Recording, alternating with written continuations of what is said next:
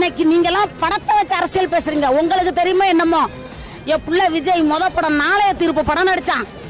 நாளைய தீர்ப்பு படம் நடிச்சு அந்த படம் நடிச்ச பணத்தை 3 கிலோ அரிசி போட்டு போட்டு எங்களுக்கு கொடுத்தா நாங்கள் வாங்கியிருக்கேன். நான் வாங்கியிருக்கேன் 30 வருஷத்துக்கு நான் வாங்கியிருக்கேன். பிள்ளை நாளைய தீர்ப்பு படம் நடிச்சு என் மவ 23 வருஷம் ஆகுது.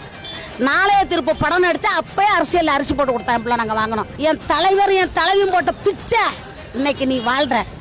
அன்னைக்கு என் தலைவர் ஜெயலலிதா போடணும்னா திருக்கோளையில் இருப்பேன். இது நடந்திருக்கும் கண்டிப்பா. நாங்கள் போட்ட பிச்சையில் என் தாய் என் தலைவர் நடிச்ச பழத்தில் நீ ஆண்டுகிட்டு போய் தமிழ்நாட்டை ஏமாற்றி கையில் வச்சு தலைவர் உன் வீட்டு குடும்ப அரசியல் நடக்குது.